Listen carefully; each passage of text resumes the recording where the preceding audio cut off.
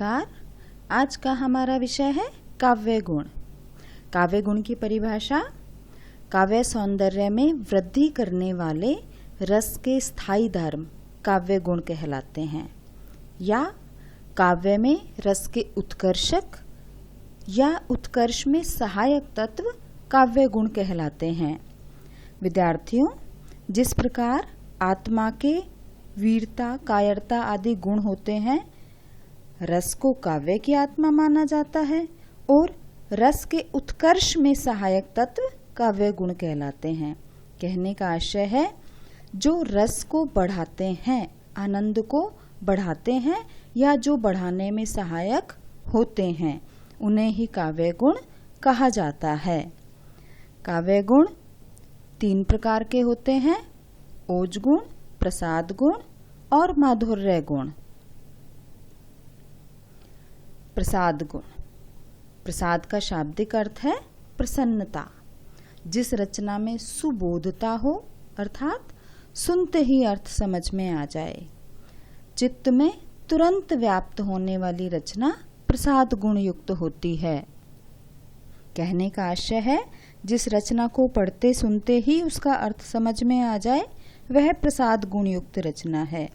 जिस तरह से अग्नि सूखे ईंधन में तुरंत फैल जाती है, उसी प्रकार कोई रचना चित्त में तुरंत व्याप्त हो जाती है, वह रचना प्रसाद गुण युक्त होती है।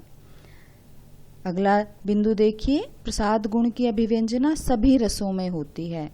सभी रसों में होने से मतलब है कि कोई भी रस से युक्त रचना होगी, चाहे वह वीर रस युक्त हो, विभत्स रस से युक्त हो या करुण, श्रृंगार, शांत, किसी भी रस की रचना होगी, उसमें प्रसाद गुण हो सकता है। प्रसाद गुण से आशय है सुबोधता हो सकती है। किसी भी रस से युक्त रचना को पढ़ते ही अर्थ तुरंत समझ में आ जाए, वह प्रसाद गुण युक्त रचना है। इसका उदाहरण है, पहला उदाहरण, धरती कितना देती है। यह एक कविता है, तुरंत अर्थ समझ में आ रहा है। अगला उदाहरण, यह ऐसा संसार है जैसे सेवल फूल, दिन 10 के व्यवहार को झूठे रंग न भूल। कहने का आशय है कि यह संसार सेवल के फूल के समान है, अर्थात सीमित समय के लिए खिलने वाला है, इसीलिए अपने व्यवहार को झूठे रंगों में नहीं भूलना चाहिए। अगला उदाहरण, जाकी रही भावना जैसी, प्रभु मूरत देखी तिन तैसी। तुरंत अर्थ समझ में आ रहा है, अर्थात यह रचना प्रसाद गुण युक्त रचना है। अगला गुण है ओज गुण। जो रचना पढ़ने सुनने वाले के मन में साहस, वीरता, आवेश, जोश, उमंग जागृत करने की क्षमता रखती है, उसे ओज गुण युक्त रचना कहा जाता है। ओज शब्द का अर्थ ही तेज या प्रकाश, दीप्ति है। जिस काव्य रचना को पढ़ने या सुनने में चित्त का विस्तार हो, मन में तेज उत्पन्न हो, वहां ओज गुण अभिव्यंजित होता है। युद्धों के वर्णन में, वीरों के स्वभाव के वर्णन में, वेशभूषा या प्रकृति के विराट दृश्यों की उद्भावना के लिए ओज गुण का प्रयोग किया जाता है। जब काव्य में द्वित्व वर्णों, संयुक्त वर्णों, रेफ, परुष वर्णों, लंबे लंबे समासों का या मूर्धन्य ध्वनियों का प्रयोग किया जाए, अर्थात वह रचना ओज गुण युक्त है। अगला बिंदु हम देख रहे हैं, इस गुण की अभिव्यंजना वीर, विभत्स, रौद्र और भयानक रसों में होती है। यहाँ यह याद रखने योग्य है कि ओज गुण की अभिव्यंजना 4 रसों में होती है: वीर रस, विभत्स रस, रौद्र और भयानक रस। इसका उदाहरण है, सच पूछो तो शर में ही बसती है दीप्ति विनय की। अगला उदाहरण, क्षमा शोभती उस भुजंग को जिसके पास गरल हो। और अगला उदाहरण है, चमक उठी सन 57 में वह तलवार पुरानी थी। बुंदेले हर बोलो के मोह हमने सुनी कहानी थी। खूब लड़ी मर्दानी वह तो झांसी वाली रानी थी। इन सभी उदाहरणों से मन में एक जोश और उमंग पैदा होता है, अतः ये सभी रचनाएं ओज गुण युक्त हैं। तीसरा गुण है माधुर्य गुण।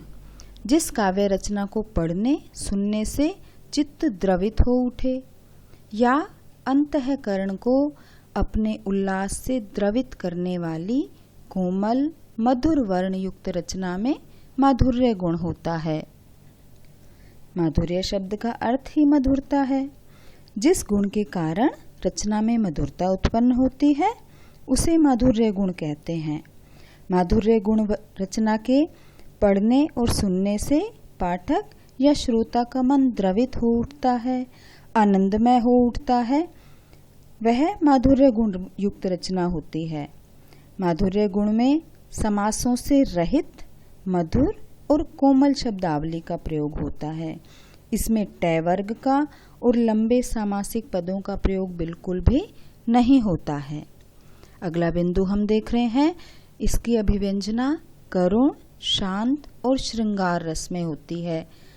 याद रखने योग्य बात है, माधुर्य गुण की अभिव्यंजना 3 रसों में होती है, करुण रस, शांत रस और श्रृंगार रस। उदाहरण हम देख रहे हैं, नयन उन्हें हैं निष्ठुर कहते, पर इनसे जो आंसू बहते, सदै हृदय वे कैसे सहते, गए तरस ही खाते, सखी वे मुझसे कहकर जाते।